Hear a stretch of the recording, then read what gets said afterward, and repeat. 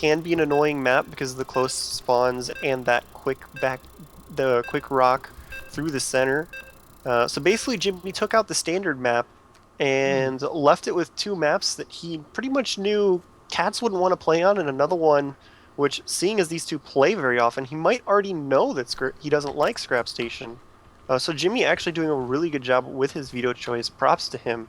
We are going to be starting up game number 3 with Cats as the Teal Zerg in the right-hand portion of this map. And Jimmy is going to be on the top as the Purple Terran. It is tied up 1-1 so far. Winner will advance and take home the first prize pool, which I think is $100. I need to make sure real quick. Checking. But I think winner $170. No, the first round is $20. $20 a player, for a win. So the winner of this game will get $20 into their pocket. Loser goes home. And then, of course, they have a chance at getting another $40 for winning the next round. So the money just continues to pile up as you go, starting off pretty modest here with $20 at stake. But once again, make sure you do visit our sponsors over on the right hand of our screen. You can see they are on the overlay: Nation Voice, Kingston, Justin TV, Nerd Stomper, and of course our website at root-gaming.com. Without all these sponsors, this tournament would not be possible, so do please try and give them some love. And as we wait and see what these 2 players are going to do here on Scrap Station. Yeah, I'm gonna be interesting to see what KatZ does pull out. I think he is gonna try to do it again. He's gonna go for that 14-15 hatch there, as he is getting the drone in position for that. No denial from Jimmy, of course. He's gonna get his racks up on his ramp and just begin his wall. I expect, as KatZ was mentioning in the early game there, 2 base tank push there through the middle. Probably gonna be the option here for Jimmy. We've seen it twice so far for him, so if he does break tradition here, I'd be a little surprised, but he has been very successful with that. No Reaper here, of course, as Reaper's not super effective on this kind of map. It is one pretty even level. The only elevation, obviously, is your own base and that little ledge outside your natural, so Reaper scouting not going to be too advantageous here. As an SCV for Jimmy's going to come out, see the early hatchery there. We'll see if he does want to throw down a bunker. He is going to throw down a bunker. Jimmy, without a bunker rush, nope. Wouldn't be the same guy. He's got a Reaper on the way anyways, and this makes sense because in Shakuris there's actually less space to jump up into the main from than there is here on Scrap Station. So even though there aren't that many elevation changes, he's actually had to abandon the bunker, just sending the SCV in to scout instead, which was a pretty good decision. He's still going to be able to get this Reaper in here and get a couple free pot shots with that, get some good scouting, etc. But, you know, you do have to give it to Jimmy. He timed his attack much better last time. Right as I was thinking, Jimmy really needs to move soon. He did. And we'll have to see how he times it out this game. Of course, he did catch KatZ with kind of his hand in the cookie jar, so to speak, as he was droning very hard. He didn't have that much tech. So hopefully KatZ will make an adjustment, maybe play a little bit safer in the early game. Because like you said, once these rocks get broken in the center of the map, Jimmy can reinforce really, really quickly with a really nice tank marine push. And it's going to be much harder to flank around it than it is on Shakuris. Yeah, Jimmy really liking this Reaper opening. KatZ was ready for it, though. KatZ had 3 drones on the high ground waiting for that Reaper to jump up. So KatZ knew well in advance a Reaper was coming. Even though the bunker was cancelled, even though the SCV was chased out of the base, he knew the Reaper was coming. Another SCV coming in here. I'm going to see if he's going to try to set up a bunker. I wouldn't think so. He's being severely harassed by these Queens and these Zerglings here. Queen's taking free shots at the Reaper. Reaper missed. Micro just saves away with his life. Zerglings are going to try to greet it. Reaper's picked up 5 kills. He is now a corporal. Queen off of creep can be kited by those Reapers very easily. That Queen is turning tail and running. Meanwhile, Jimmy doing again a good job of keeping up with his tech, getting his second gas going. Starport tech this time for Jimmy a lot sooner. No command center started for Jimmy. There it goes. So command center just thrown down for Jimmy. The Reaper did bite the dust as he got a little too close to that Queen, I believe, when the command center was queued up. Oh no, sorry, the Reaper's on the bottom part of the gold there. My mistake, I lost track of it. So he's keeping an eye on the gold there. Reaper has 5 kills, and Jimmy's going to go on to a huge tech push here, and possibly Banshees as the tech lab's coming up. Yeah, and that's what I was thinking, because he does have the 2 quick gas this time. He is producing tanks, So if he does go for Banshees, he's not really going to be able to get Cloak unless he really delays this Siege research. So let's see if he does go for it, because he has enough gas. Problem is, if he does get this Cloak, he's going to have a Siege tank out without Siege, which isn't really that useful. So yeah, it does not look like he's going to be Oh, he actually does, delaying it, but he does go for the Cloak research. You know, it's an interesting decision, as he's going to wait just a little bit while longer to get that Siege research.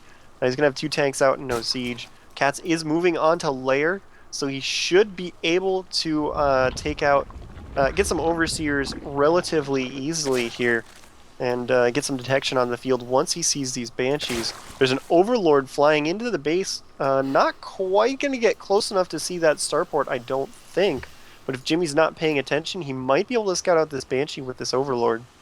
Yeah, 3rd Queen already in production here for ROOTCatZ, so he's gonna be well prepared for this Banshee push. 2nd Banshee coming out, so it looks like Jimmy is gonna dedicate quite a bit to this Banshee. I guess it's gonna turn into harassment, or even it will become a part of his army. Banshees being mixed in with the Marine tank, not a bad idea. They are very, very awesome at sniping Banelings, and sniping Banelings is what you want to do when you have a Marine tank ball. They are gonna chase away the Overlord. The Overlord will not see the starport, which is great.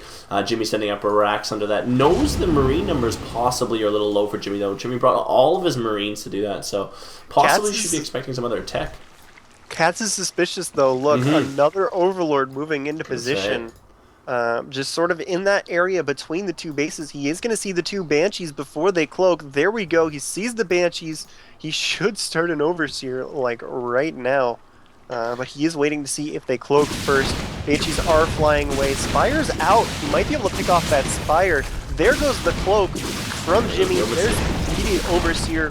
Forced to cancel out of that Spire. That's going to be really good for Jimmy, as it will delay KatZ being able to take out these Banshees. These 2 Banshees can kill a lot of Queens with proper micro, and especially seeing as he's already put some damage onto these Queens, he could take down the 2 weak ones, possibly the 3rd.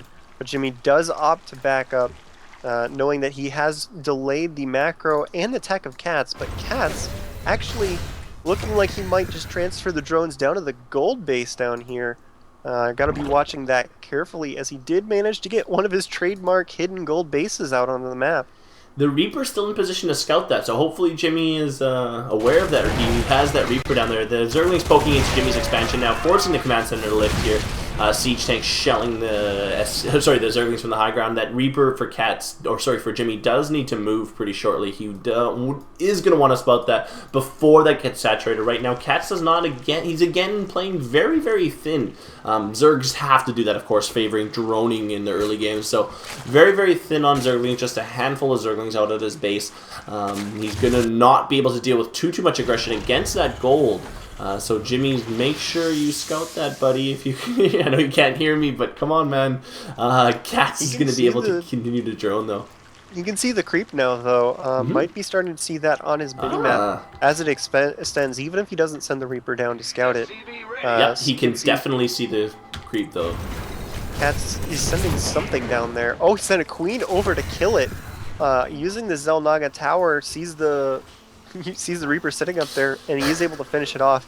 So, seeing the fact that there's a Queen down there, Jimmy should be pretty aware of, oh hey, you took the gold. But the problem is, with this Marine tank opening, he doesn't have a whole lot of tanks and Marines. He's still just going to be keeping KatZ on his toes with these Reapers for now, before he can really move out. KatZ doesn't have any detection down here, so he might be able to just start harassing the space with the Banshees instead of sending his Marines and tanks. Yeah, and I expect KatZ to do... He's moving the Zerglings down to try to defend this gold base, expecting attack from Jimmy. Definitely needs to get the Banshees down there. There they go. So Jimmy is going to go harass with the Banshees. Meanwhile, if I was Jimmy, I would start breaking down the middle rocks, honestly. He is pushing, looks like, again, for that Marine tank composition. More racks being thrown up, reactors being thrown up, and second factory even going up. So Marine tanks is definitely on the menu here. Cloaking just to get the Queen. They are going to scout out the Queen. 3 Infestors waking their way down, trotting down there. You will need to be careful. There it is. Very good fungal, catching only one of the Banshees. The second Banshee right underneath it.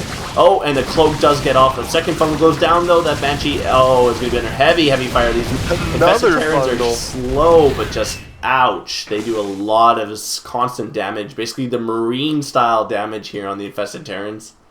Yeah, and they actually scale really well to the missile attacks. It's pretty disgusting the amount of damage they do per shot, but KatZ has a ridiculous number of infestors on the field. He's got 8 infestors and hive tech on 4 bases. Jimmy is not going to catch him unprepared this time, and he lost the Banshees, his main map presence at the moment. If you look, his tank count and his Marine count isn't that high. Jimmy, this is really risky, loading up 2 tanks into his medevac.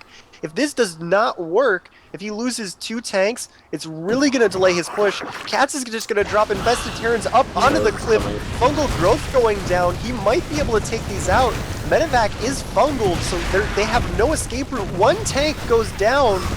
He might be able to get the second one away, but he's really hesitant about loading it up because these infestors hanging out down here. Jimmy really needs to take his opportunity to get the hell out of here, but it looks like this tank is going to go down, which is going to be a really big hit to Jimmy. Just missed. Oh, no, he's going to load it and kite those Infested Terrans. Broodlords on the menu right now for KatZ. Jimmy does see the Corruptor. You need to put that together. Greater Spire just finished for KatZ, so the medevac is going to go down, and it's going to bring in a couple more Marines and another tank here. A second medevac coming in here. Going to start dealing with the Corruptor. Jimmy trying to shelf up the high ground. He's getting really cutesy, which is okay because he is trying to, obviously, he doesn't even have Stim yet. Stim is just finishing for Jimmy right now at the 16-minute mark here, so he is going to try to get those upgrades, those critical upgrades finished on his bio before he pushes out, but he needs to make sure that it's doesn't turn into a cutesy game. Ultralisk Cavern started, and there goes 7 Broodlords. KatZ is on 4 base here. He has taken the middle expansion. Jimmy's just been stuck here. He's been producing a ton of Marines and tanks, but you're looking at these supply blocked right now. KatZ is at 175 versus a 142 food army of Jimmy. He's going to be well behind here. More harassment coming in from the Corruptors. The tanks and Marines have been stranded on the high ground. They're doing good damage to the Infestors, but the Infestors aren't the main course here for KatZ. They're just the appetizer. They're going to get it. Really good job there by KatZ. That is going to buy him enough time to finish these Broodlords. Now with 7 Broodlords, 2 more on the way, and the Ultralisk Cavern just about to finish. Jimmy not able to kill that hatchery. 100 health remaining. That's going to put KatZ in a really dominant position here. Jimmy's not going to have any way of grabbing a 3rd base, seeing as KatZ is puking creep all over this island. Traditional place that the Terran goes to when they're in trouble on this map is the island. He's making another command center, so if he needs to make sure he keeps an eye on this 9 o'clock base over here. But this is just a sick number of Broodlords on the field. There are 2 Vikings out, but only 2 Vikings is not going to be enough. There's 4 more in production, which is going to be the dangerous part. But before all these Vikings can cut through the Broodlords, they are going to do pretty significant damage, forcing Jimmy to have to unsiege. That's your cue, KatZ. Run in with the flood of Zerglings. Except the flood of Zerglings haven't quite finished yet. There we go. All of the Zerglings popping out. Fungal growth going off everywhere from the infestors. Zerglings just hanging out outside of the main battlefield. When all of those tanks were unsieged and got those fungals off, you could have ran with those Zerglings and just completely destroyed him. Possibly a little bit of a miscue here by KatZ, as he did lose all those Broodlords. Now moving in with the Zerglings and trying to do some damage, but not going to quite clean things up. Not really controlled very well by KatZ. Bit of a blunder. There are now 8 Ultralisks on the field. He just needs to gather some infestors from somewhere to try and delay this, but there are no more infestors left. So he needs to buy as much time as possible, throwing the remaining Zerglings into the army of Jimmy, actually doing a good amount of damage with these Zerglings, and that will probably buy enough time for these Ultras to finish. Really close there by KatZ. Was looking dangerous there if Jimmy had aggressively pushed out, but it looks like he just really wants to try and get a 3rd base. That's going to give KatZ all the time in the world that he needs. Get these Ultras out, get some more infestors out to support them, and then KatZ will be once again in a good position. I'm not so sure I agree with the sacrificial Broodlords there to try. I guess he's trying to force Vikings, which is all right, of course. Vikings are not very good against Ultralisk, as we have seen in other games, or in any logical game, as the Ultralisk are pushing across the middle of the map. There's only 6 Ultralisk out, about 6 tanks as well, so the Ultralisk are going to push right through the center there. They're going to go straight for that planetary. He rallies them into the middle, then begins to attack the fungal growths, who are doing great. Ultras numbers reduced to 4, but still a significant amount of Ultralisk out. The Vikings again here, they are not doing anything. Jimmy is not going to be able to keep up with this. He does need Marauders or something along those lines, but not down that tech path. So the Broodlords definitely did queue up Vikings, forced them onto a double starport with Reactor there. The Vikings just hovering overhead, completely useless, as the Ultras really plow in here. KatZ with the macro advantage here, definitely put that away. I would have liked to see more use out of the Broodlords, but that's okay. They do free up the supply for these Ultralisk, forcing, obviously, as you can see, the Vikings here to land. Vikings just scratching these Ultralisk in the lightest amount. They are pushing their way into the middle of the base here, backed up by a few Corruptors. Ultras doing significant damage, parked in the resource line there of Jimmy, or sorry, the production line of Jimmy. Ultras will fall, I believe, to these remaining tanks and Marines here, cleaning up tons of damage, though. 11 and 10 kills apiece, 20 kills between them. Although the Zergling reinforcements, more Ultras coming in. The natural, of course, you can see from Jimmy burning in the air, so he's not going to be able to hold on to that. Good game from Jimmy. KatZ, good game, babe. And KatZ will advance over into the round of 16 here. So well done, KatZ. He will earn $20 for this match, and will be waiting for his next his opponent in the round of 16. Yeah, well played by KatZ. Really classic Broodlord into Ultra Switch there by KatZ. Really well done by him. Gotta give him props there, as he just did an excellent job with it. What the hell?